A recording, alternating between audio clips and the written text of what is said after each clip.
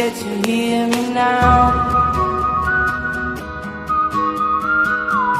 Olá, oitavo ano, bem-vindos a mais uma aula virtual de Geografia e hoje nós daremos continuidade àquela unidade que nós começamos antes de blocos econômicos, que foi a unidade 4, né, quando nós estávamos falando sobre América anglo-saxônica.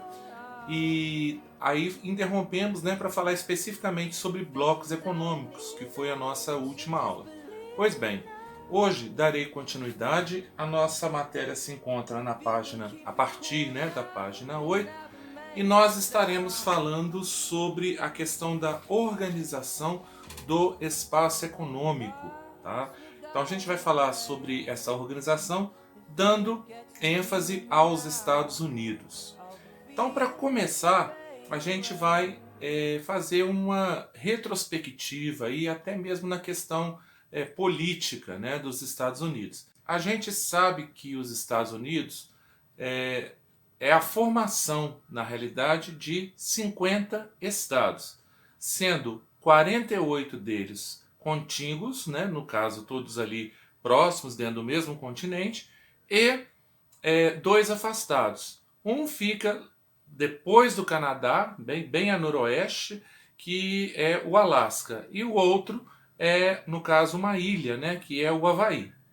Eu não tenho como falar sobre a economia dos Estados Unidos sem falar sobre regiões geoeconômicas. Assim como nós estudamos o ano passado aqui no Brasil sobre a questão das regiões geoeconômicas, na verdade, os Estados Unidos também possuem regiões geoeconômicas. Também são 3 regiões.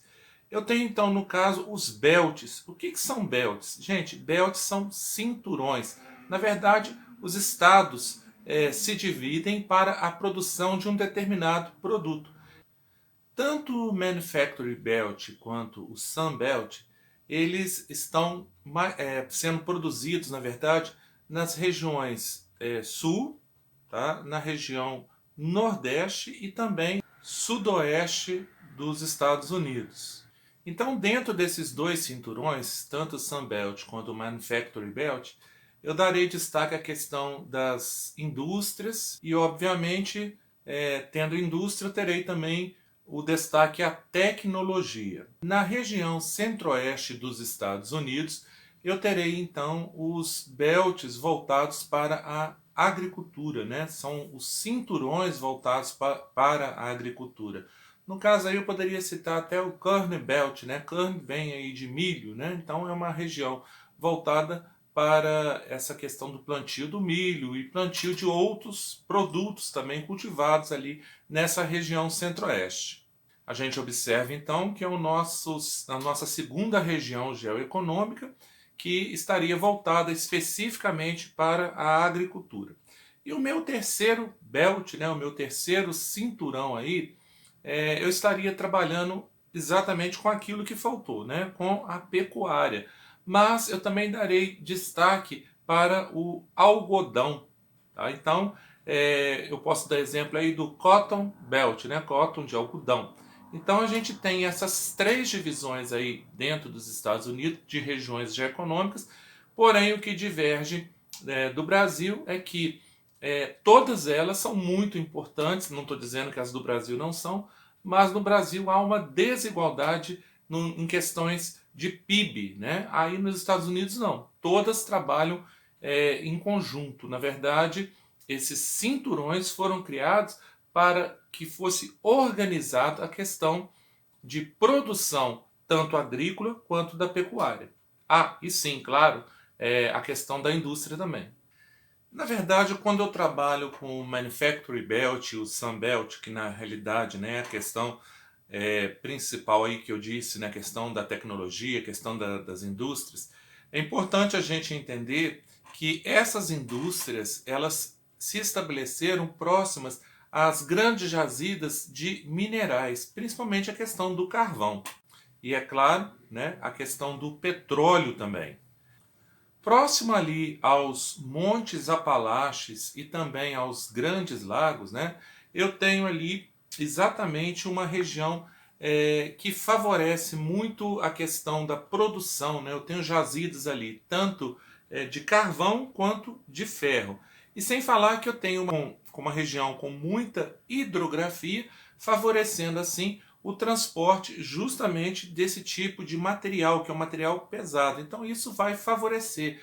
Eu chamo então de escoamento, né? Escoamento de produção, e esse escoamento é feito através dos rios, que é muito mais fácil para eles. E é exatamente nessa região, com todo esse complexo hidroviário, né, com esse transporte hidroviário, que eu terei uma grande concentração de indústrias. Por isso, chamarei então esse de Manufacturing Belt. É importante a gente sempre lembrar que da siderurgia eu terei a origem de outras indústrias voltada para a produção siderúrgica. Obviamente é um local que dará origem a novas indústrias.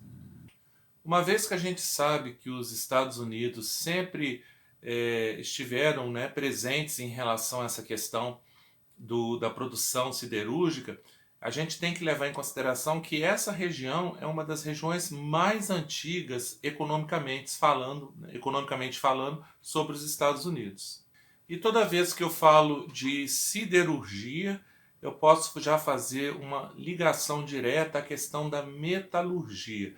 Então, concluo com vocês que eu também terei nessa região a questão da indústria automobilística, né? No caso aí é uma indústria muito importante, e obviamente eu terei também a questão da mecânica. Então, tudo que tiver relacionado ao ferro, tudo que tiver relacionado ao aço, tudo que tiver relacionado ao petróleo, ficará então nesse Manufacturing Belt e no Sun Belt.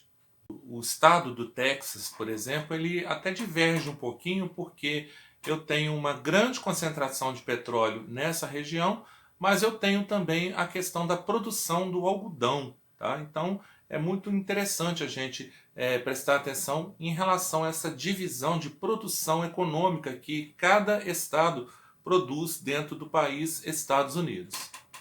Mas fiquem atentos quando nós estivermos falando sobre esses cinturões, porque nem todo tipo de indústria depende do ferro e do carvão.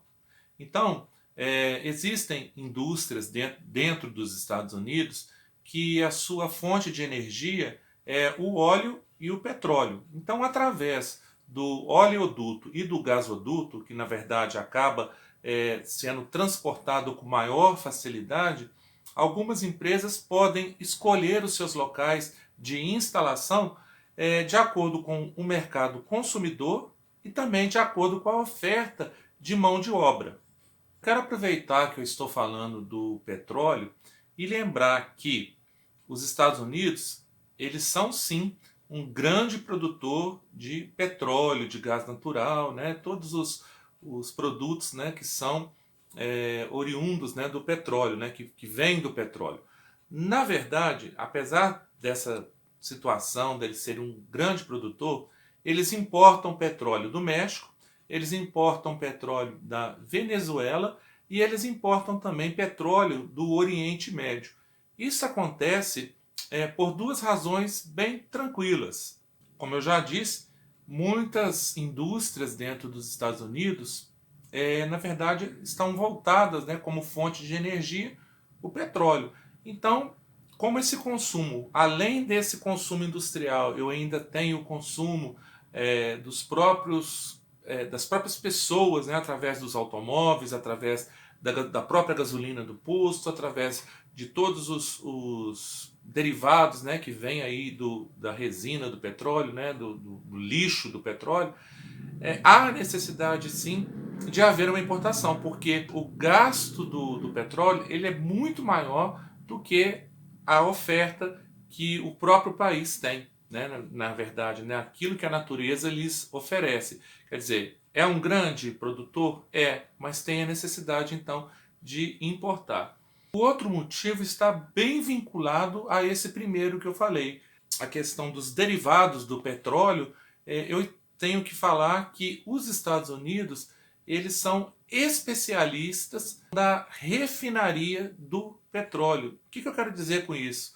Eles são o principal país a produzir o querosene. Ah, mas o que se faz com querosene? Para quem não sabe, o querosene é o combustível dos aviões, né? Da nossa linha aérea, né? Da linha aérea de uma forma geral, né? Do mundo inteiro. Então eles vão fazer o refino desse petróleo, vão transformar em querosene, também haverá necessidade de alguns óleos especiais, e esses valores, tanto do querosene quanto desses óleos especiais, eles têm um valor muito maior do que o próprio petróleo in natura, ou seja, o petróleo que sai ali das suas jazidas. Outro fator que eu não posso deixar de falar para vocês é que há uma dispersão. O que é isso? Há uma distribuição muito grande em relação às jazidas, né? Já que eu falei de jazidas de petróleo aí, dividido por toda a sua extensão territorial. Então isso acaba favorecendo também a questão da refinaria em vários locais.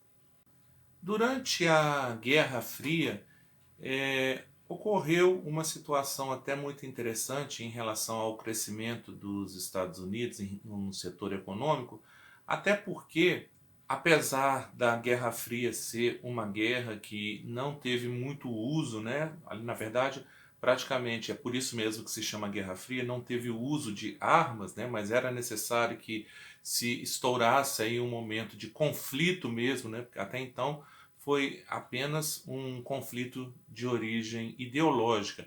Mas se estourasse um conflito armado, os Estados Unidos precisavam estar preparados. Durante esse momento, então, da Guerra Fria, ocorreu sim um investimento militar, tá? Principalmente na questão da indústria bélica.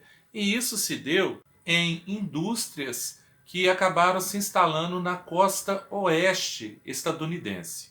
Pode parecer estranho o que eu vou falar agora, mas, por incrível que pareça, durante esses estudos, né, para desenvolverem alguns tipos de armas dentro da indústria bélica, acabaram descobrindo também alguns tipos de fibras sintéticas.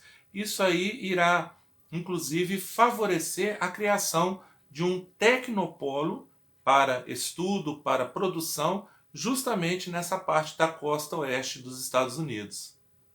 Inclusive eu vou dar destaque, né? Tá aí na página 11 de vocês, o Parque Tecnológico de Stanford, tá? Ele fica ali na região do estado da Califórnia e ele também é conhecido como Vale do Silício. Ele fica muito próximo à universidade, como qualquer tecnopolo, né? Ele fica muito próximo ali à Universidade de Stanford e ele tem um estudo todo direcionado, né, mais especificamente na questão dos microeletrônicos, tá? Gente, o silício é uma matéria-prima muito utilizada, ou melhor, totalmente utilizada na questão da informática, na questão dos smartphones, na questão dos celulares. Então, isso para eles é muito interessante, foi muito interessante, é muito interessante e é muito produtivo economicamente. E, como sempre, né, todo esse estudo voltado para a questão do silício acaba então atraindo investidores estrangeiros e principalmente a questão também da indústria aeroespacial.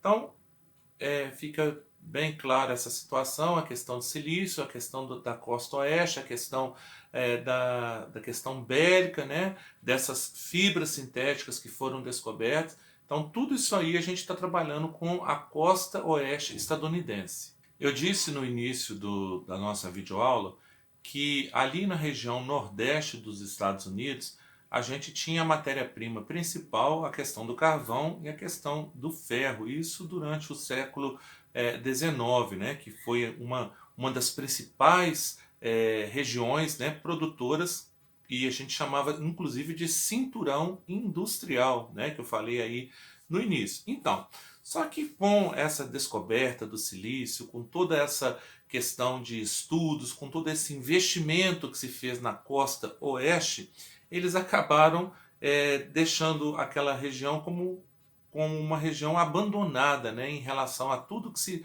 produzia em relação ao ferro. E hoje em dia eles denominam, né, trocaram o nome de cinturão, né, de industrial para cinturão da ferrugem, porque tudo que fica muito tempo, tudo que está relacionado ao ferro, que ficou muito tempo abandonado, acaba virando o quê? Ferrugem. Então essa região do Nordeste dos Estados Unidos é muito comum você encontrar em provas futuramente aí de vestibular, ou mesmo em algum artigo que você esteja lendo, quando se referir a cinturão da ferrugem, né, no caso aí, você já saberá que estão sendo falados sobre os Estados Unidos, na porção nordeste dos Estados Unidos, e justamente devido ao início da sua industrialização, contar com esse tipo de matéria-prima, né, que seria, no caso, o carvão e o ferro. É importante também eu ressaltar que muitas dessas indústrias que se estabeleciam ali naquela região nordeste dos Estados Unidos acabaram se mudando também por questões até de leis, tá? As leis eram muito pesadas em relação a dos restos, né, da indústria, em relação à contaminação, e eles acabaram indo para países que têm uma lei um pouco mais flexível, para variar, né? Então você já pode imaginar que parte dessas indústrias também veio para dentro do Brasil, né? Nós temos indústrias relacionadas à siderurgia aqui dentro do Brasil. E quando eu falo de siderúrgicas dentro do Brasil, eu não estou falando das nossas siderúrgicas, não. Eu estou falando de siderúrgicas estadunidenses que vieram para cá devido ao baixo valor, né? Inclusive eles encontram aqui também a questão da própria matéria-prima que eles precisam. Eles também mandaram empresas para dentro do México, mandaram empresas para dentro da China, só para vocês terem uma noção. As leis ambientais também favoreceram muito a instalação dessas indústrias dentro desses países que eu citei. Um caso até muito falado, né, é o próprio caso de Detroit, né, lá em Michigan. Essa cidade, na verdade, ela já foi uma das principais montadoras de automóveis, né, e de outros equipamentos também do mundo, né, hoje totalmente abandonada. Então, se você pensar também na questão, né, da economia, da população, a gente observa que uma cidade, né, Detroit, vamos falar de Detroit especificamente aí. Detroit, a cidade toda ela era movida por indústrias voltadas para montagem, indústria de peças, indústrias de mecânica, tudo relacionado ao ferro, tudo relacionado ao carvão, e de repente essa indústria que praticamente dominava o mercado econômico da cidade, todas elas começam a fechar, todas elas começam a se mudar, e obviamente o que vai surgir? Desemprego. Né? Você imagina, se aqui em Juiz de Fora uma empresa, que eu não vou citar o nome, se fechar, a gente já sabe que a gente vai ter uma grande quantidade de pessoas desempregadas. Imagina então uma cidade que é toda movida pela questão voltada para esse tipo de matéria-prima. Então, obviamente, a gente tem sim um problema muito grande voltado para o desemprego que muito preocupa, né, o governo dos Estados Unidos. Inclusive, gente, aqui na página 12 do livro de vocês, eu tenho até algo sobre Detroit, tá? Vão até pedir para você fazer uma pesquisa, você não precisa pesquisar não. Se você quiser dar uma olhadinha, tem uma ilustração aqui mostrando toda a ferrugem, né, uma indústria totalmente abandonada. Se você quiser fazer uma busca, né, na sua internet, para poder saber um pouquinho mais, se você se interessar por esse assunto, é bem interessante, né, a gente entender por que esse cinturão, né, agora se chama cinturão da ferrugem, tá bom? Olha, eu gostaria, né, de encerrar a nossa aula por aqui.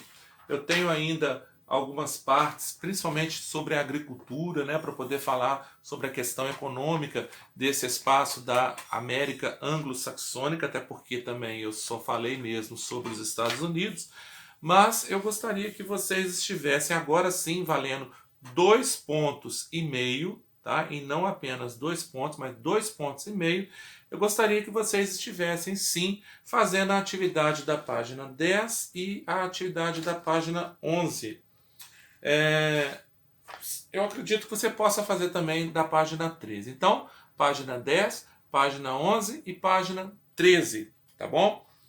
A página 13, inclusive, vai pedir que você faça uma análise nesse mapa aqui, que é um planisfério, né?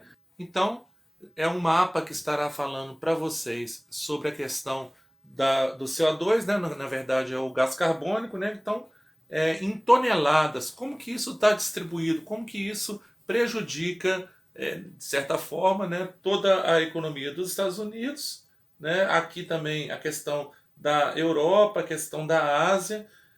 Eu queria que vocês estivessem analisando a porcentagem, então, desses produtos, como que isso está ficando aí no nosso ar, né, na nossa atmosfera. Então, como que isso está nos prejudicando de uma certa forma. Então, dá uma olhadinha, dá uma análise e faça, então, os exercícios, as perguntinhas que vêm a seguir, tá bom?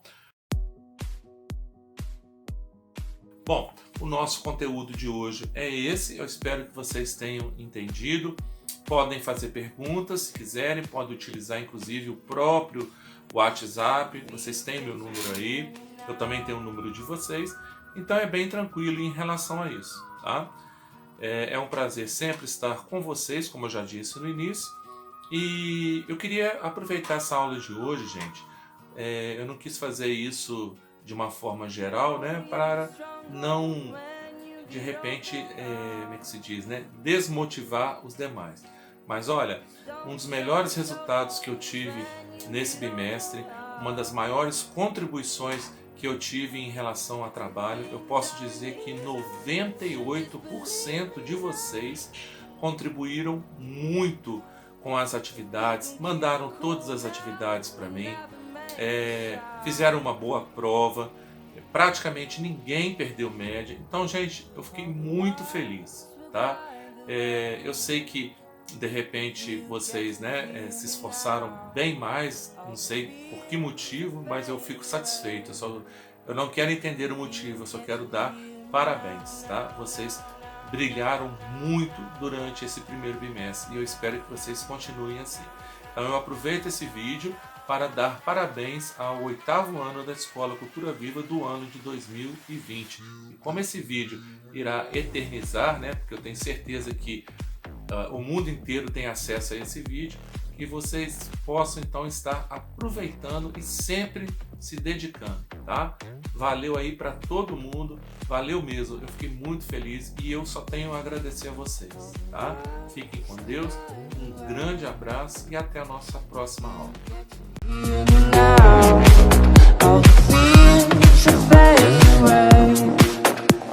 If you get to hear me now.